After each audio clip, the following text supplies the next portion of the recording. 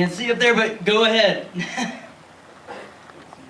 I know you guys have been working on this for about 4 years, I think.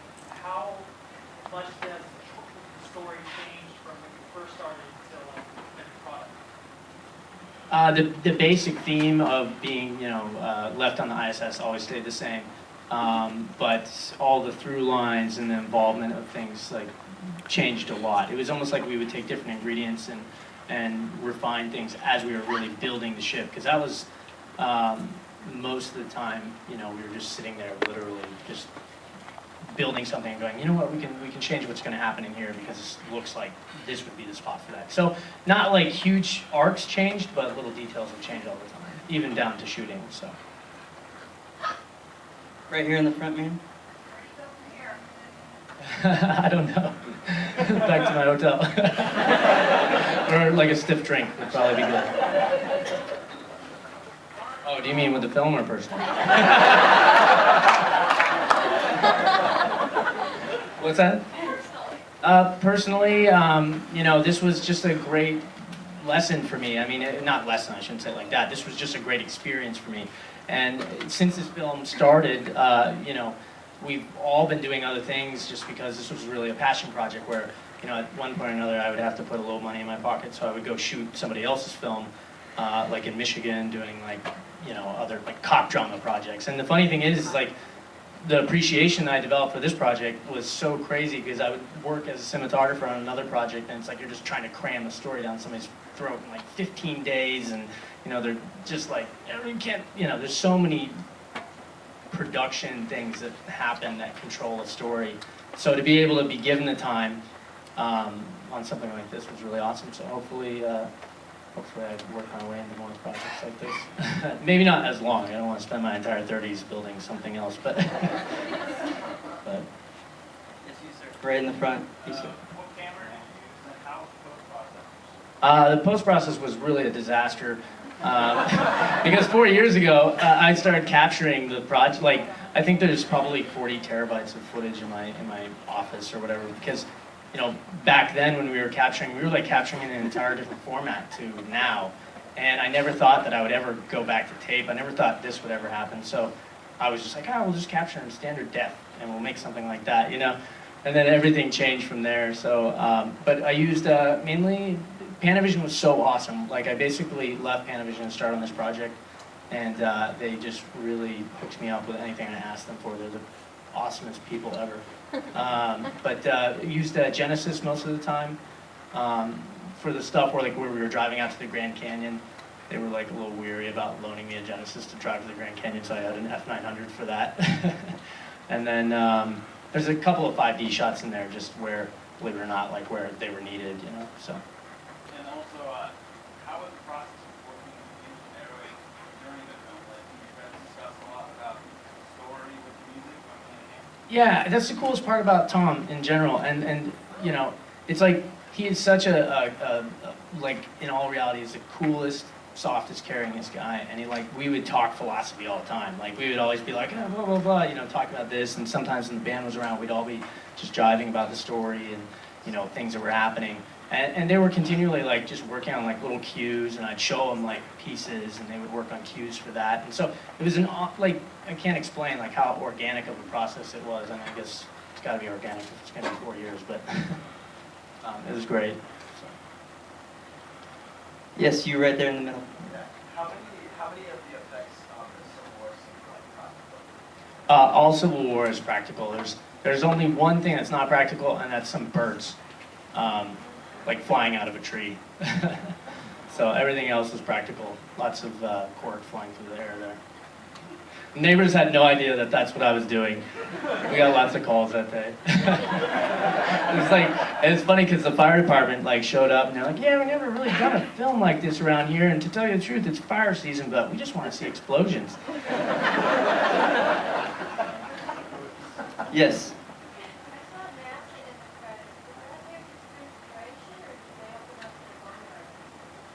No, they were just a special thanks to them, just in terms of, they're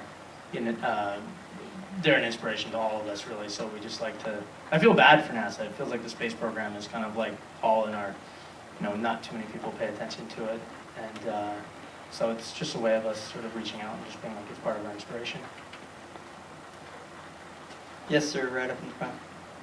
Shoot, film, It was all digital, yeah. We film, no, this was digital as well, yeah.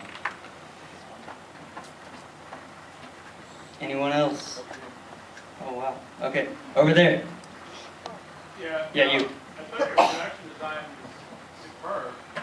It looked beautiful. I'm a little bit interested in the fact that it took 4 years. There's got to be advantages and disadvantages to that.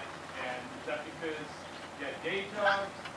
You know, and so you're having to go back to this whenever you get everyone together. You obviously had some needs set in one place, this property. You know, talk more a little bit about the advantages and disadvantages of taking that off. You know, the real thing is it's just a number of hands. Like maybe like we'd always have these little pushes right before we were going to start shooting, where all of a sudden, you know, we'd have like 4 or 5 people show up, and we'd have a week before we were going to shoot. So that's where a lot of little details would happen. Like I remember the day of shooting, some of the Civil War stuff. My gaffer Tori's broken leg over there was sitting there with a hatchet, just being like, I think this needs to be more textured, you know, and he's just hatcheting away on things.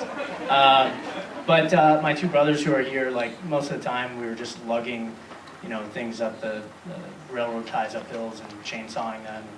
It really, the 4 years part just really comes down to the fact we didn't really have that many people. It wasn't like we were trying to use it as an advantage. I mean, if we could have had, you know, 20 people come in at all times, then I think it would have gone a lot quicker. But you know, it was just like we knew what the quality of what we wanted to look like, so we just took that time.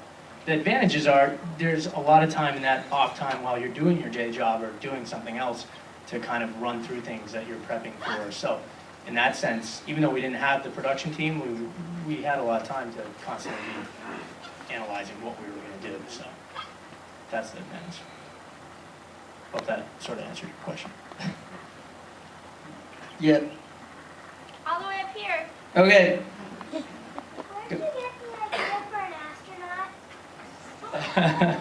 It was actually from an Angel song on the, I remember when they said they wanted to do 10 music videos, I was listening to their I Empire record at the time, and there was a song called Love Like Rockets, and it was about an astronaut going up to space for the first time, and that's what gave me the idea for the movie, or for the concept.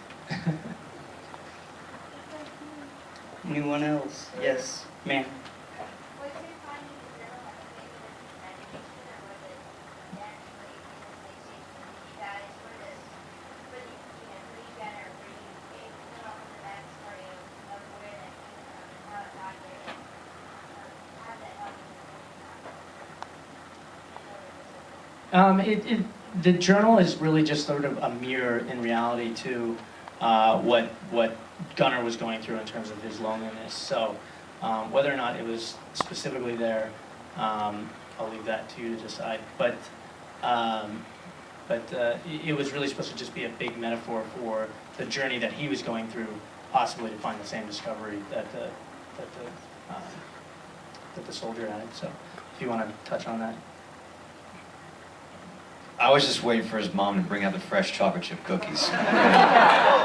And at one point I'm like, oh, we roll camera, okay, all right. I smell those cookies. No, I mean, that was the thing talking about earlier, that the script aside, I mean, some of it is metaphoric. A lot of it is almost your interpretation, the audience's interpretation. And actually what's funny is me seeing it with you tonight for the first time, I kind of took a little of it away from myself, but I mean that was kind of the whole playing of he and I together, and obviously Dan Figger and all these other guys. I mean, they would bring their input, but you know, it was just days and days of just almost imagining while we were in space. In space. But if you want a firmer answer on that, there's sort of hints towards the end when he opens up that book at the end. So maybe when the DVD comes out, people can pause it there. So Easter eggs, yes. There's a lot of number of Easter eggs in the movie. Well, we talked a lot about setting up and gathering the footage. Did you make any interesting discoveries while editing it? Yeah, the two editors who worked on this, Brian Burdan and Scott Chestnut, are just awesome human beings. Brian Burdan did Natural Born Killers and a lot of early David Lynch stuff, so he kind of brought this different vibe that I don't even know if I ever would have even begun going down that road.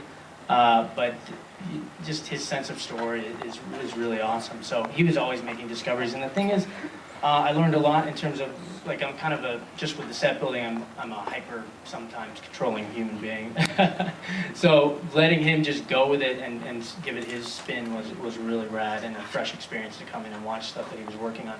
And then Scott took some of that stuff and then just really layered in sort of more key story points that would maybe help the audience move forward and understand what the heck was going on. So.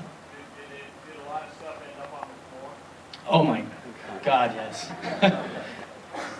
Yeah, we have entire music videos because we had started out shooting music videos for this movie. There was like something we'd gotten up to 6 out of what was supposed to be 10, and we kind of watched them back to back, and we're like, you know, watching 10 music videos on end is kind of a boring process. So there's a lot of other footage that supplements like the stories that you see and the little interviews and whatnot, and that stuff will probably make it onto a DVD at one point. So. Yes, you and